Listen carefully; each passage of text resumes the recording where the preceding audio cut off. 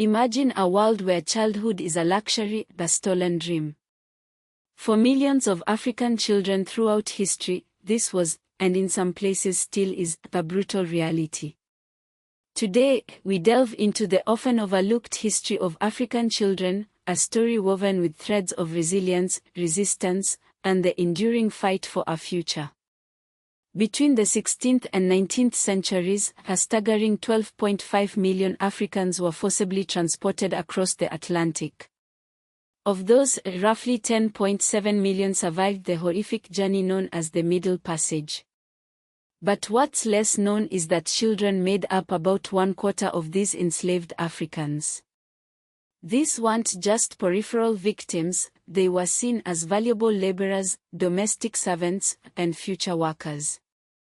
Many were ripped from their parents' arms during capture and sale, their families shattered beyond repair. The major departure regions included West Central Africa, the Bight of Benin, and the Bight of Biafra, coastal areas that became synonymous with unimaginable suffering. Enslaved children faced immense hardship and high mortality rates, especially the youngest and most vulnerable. Their lives were often short, filled with back-breaking labor and constant fear. Childhood, as we understand it, was denied.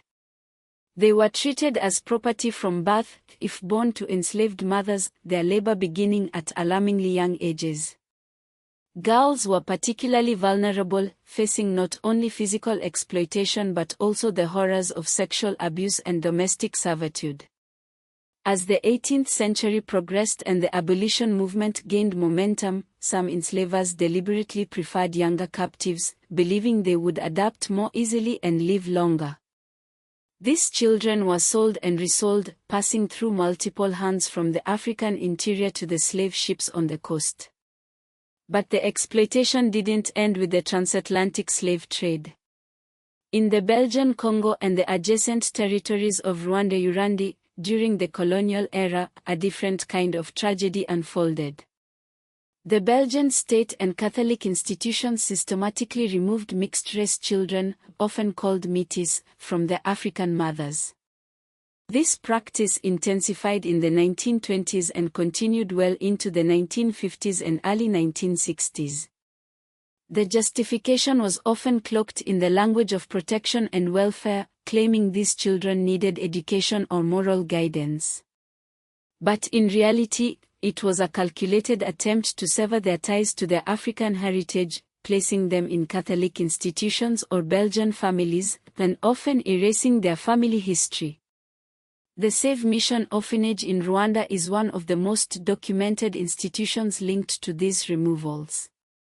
In the lead-up to Congolese independence in 1960, the Belgian state even transferred hundreds of these children to Belgium, further compounding the trauma of separation and loss. To make matters worse, colonial authorities often altered children's names, birth dates, or places of origin, deliberately breaking kinship ties and creating long-term archival problems that plague descendants to this day. The impact of these colonial child removals is immense, creating lasting trauma, identity confusion, and immense difficulty in tracing ancestry. These policies are now recognized as part of a broader colonial pattern of racial hierarchy, social engineering, and family rupture.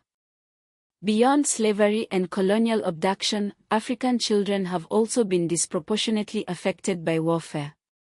From the Rwandan genocide in 1994 to the Second Congo War and numerous civil conflicts across the continent, children have been on the front lines of violence. The UN defines a child soldier as anyone under the age of 18 used in armed conflict. Studies estimate that over 300,000 child soldiers exist worldwide, with about 40% in West and Central Africa. These children are recruited through abduction, coercion, family pressure, or sheer desperation. They are forced to commit unspeakable acts, their innocence stolen, their futures destroyed. But amidst the darkness, there have always been sparks of resistance. Colonial education systems, often designed to produce subordinate labor, also became sites of defiance. The Soweto Uprising of June 16, 1976 stands as a powerful example. Thousands of black students in South Africa protested against the imposition of Afrikaans as a language of instruction. This uprising, though brutally suppressed, became a symbol of resistance to apartheid education policy and a catalyst for international condemnation of the regime. Hector Peterson, a 13-year-old boy who was killed during the uprising, became a global icon of the struggle. The International Day of the African Child, observed every June 16, was established by the Organization of African Unity in 1991 to commemorate the Soweto Uprising and to raise awareness of the ongoing challenges facing African children. But the challenges persist. Many African states continue to grapple with child labor, trafficking, forced marriage, recruitment by armed groups, and displacement due to conflict. Weak civil registration systems make it difficult to document abuse and reunite families after conflict. And because colonial authorities often manipulated records, descendants of enslaved, abducted, or institutionalized children may still struggle to prove ancestry, nationality, or kinship, impacting citizenship claims, inheritance, and identity restoration. Today, Africa has the world's youngest population, making children and youth central to the continent's future. Education policy, labor markets, urbanization, political mobilization, and digital rights all depend on the well-being and empowerment of African children.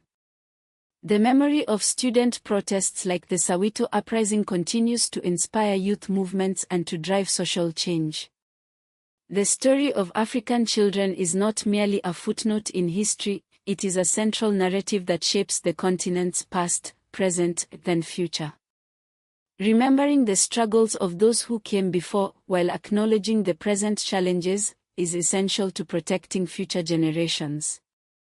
Even in places like the Democratic Republic of Congo, South Sudan, Somalia, and Nigeria, child recruitment and child displacement remain urgent human rights concerns.